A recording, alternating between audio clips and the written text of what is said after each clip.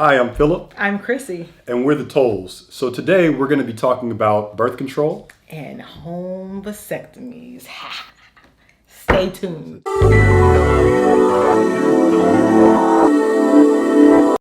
When Chrissy and I first got married, we were virgins. So we didn't even discuss birth control. We just figured we'd do condoms and we'd be good. Why do we do that? What we found though, it was just very uncomfortable and super awkward for the both of us. The worst part I think for both of us though was the smell. The smell. It just seemed like every time I was trying to go at it in an AutoZone, if you will. It's that burnt rubbery smell that's just like awful. Yeah. That turned out to be a mistake.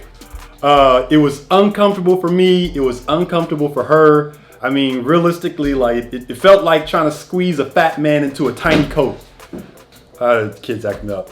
Anyway, we did not like it. It was not a good decision.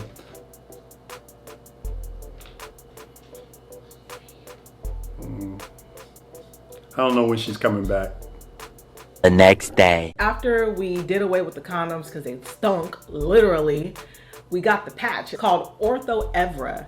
And it was just basically a 1.5 inch patch. You put it on your arm or your back or your waist, and you change it out every couple of weeks. And then when you're on your cycle, you don't wear it. And it's basically just hormones, just like you would do with a pill or something like that. Ortho Evra itself, at least from what I remember in the conversations we had, Chrissy enjoyed the Ortho Evra. Yeah, it was easy. I mean, as much as you can enjoy birth control. Did it jack up your hormones, you feel? I don't think it jacked me up. I had like mood swings. I remember crying because I couldn't open up a jar of jelly.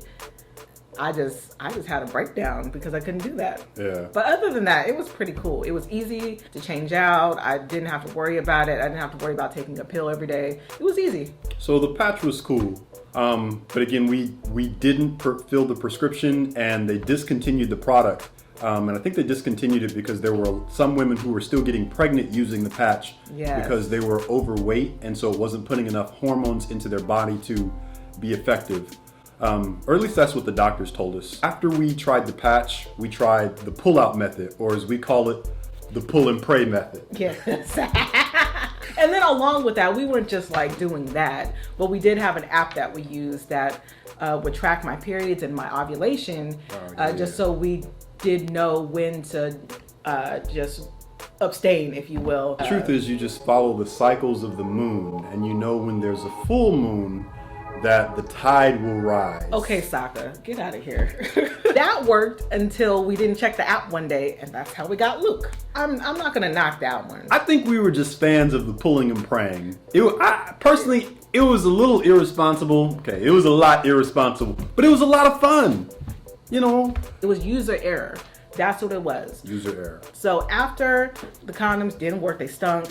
After the patch, and after pulling and praying and us not doing that, we felt like, oh, we need to do something. We need to have a more permanent solution. My first appointment after we had Luke, I got the implant in my arm and it's called Nexplanon. And you put it in and you change it every 5 years, I believe. Yeah. And it just has the hormones that go through your body and you don't have to worry about getting pregnant or using any other contraceptives. It was horrible for me. I don't do well with hormones. That's the thing I learned. I had headaches every single day, like migraines. I had to sit in the dark every day for like 2 weeks.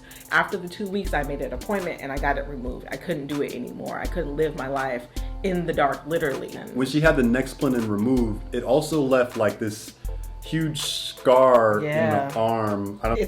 You can't see it anymore? No, you can't see it, but it shows up every now and again, and it just looks like a boat anchor. Looks like it's keloided a little bit too, and it itches sometimes. And it's like, oh, why did I do that? Why did I do that to myself? Nexplanon and the insert, that's not our favorite. But the patch and the pulling and praying, that's what worked for us.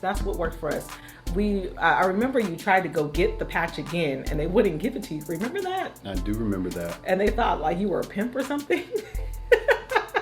So then we got back on the app and we got back on the Glow app. And that one has really worked for us. We check it and we follow the Cycles of the moon. the ovulation and when my periods are. Not so much the periods because that's just going to come, but the ovulation, that's where you want to look at it and make sure that you don't have like a high percentage of getting pregnant, because unless you're trying to avoid that, right? We've got 3 kids now, so take that with a grain of salt. That's because it was user error. It was user error. It was right. It was user error. When we user actually used it, it actually did work. But right now we're looking into getting a vasectomy.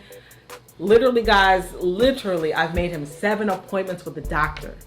He has avoided all 7 of those appointments. There was a work emergency. Ain't no emergencies. There was Anyway, we need to come up with something permanent. I'm choosing for him, because since he ain't trying to do it, I'm going with the vasectomy.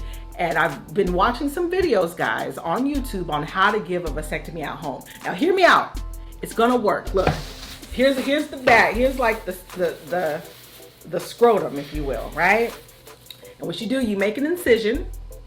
You make your incision, and like it's gonna get bloody, and you have to wait for all the fluid to come out, blah blah blah, right? And then you have to clip off the vas deferens. That's where all the semen comes out, and that's where the problem is. Tie it off like tying your tubes. You tie it off, you sew it up, and then you're done. Oh, I forgot the part about pain medicine too. But it's a procedure. It's 10 minutes, guys. 10 minutes. And then we'll be done. Think about it. I mean, there's videos out there. I've been watching them. It's good. That's a terrible idea. This is a real thing. If you're wondering, this really is a real thing. People have home vasectomy kits. People are out here giving home vasectomies and practicing this. You should never, ever, unless you're a doctor, go near a man's sensitive equipment with sharp tools. And you, especially, you do not have the steadiest of hands. Yes, I do. I do my nails all the time. It's not the same thing. It is the same thing. It takes a steady hand to paint your nails. Wow. It does. So, I mean, the worst thing that happens to you when you paint your nails, you might get some acrylic on your cuticle or whatever. If you make a mistake when you're down south, I'll be 1 stick short of a bundle. And we won't have any more kids. Don't even think about it. Just no. So once all of this is over, he is going to get a vasectomy. I'm not going to give him one at home.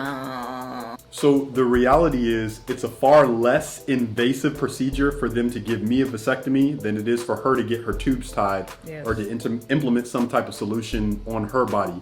And I've talked to some people about it. I've got some pretty good advice. For the most part, men say it hurts for a day. It feels like you got punched in the gut, and then after that, you're good. There's a lot of myths and there's a lot of confusion out there about it. So just to debunk one real quick, one thing I was really concerned about is your testosterone levels just drop right off. And I have watched several videos and talked to my physician, and they're saying it doesn't. The way testosterone is created in the scrotum, it's released into your bloodstream and then circulates throughout your body. So when they clip the vas deferens, that doesn't stop the flow of testosterone from your nether regions into your bloodstream. So that's it for us today. Remember that we're praying for your marriages, and we love you. See you in the next one.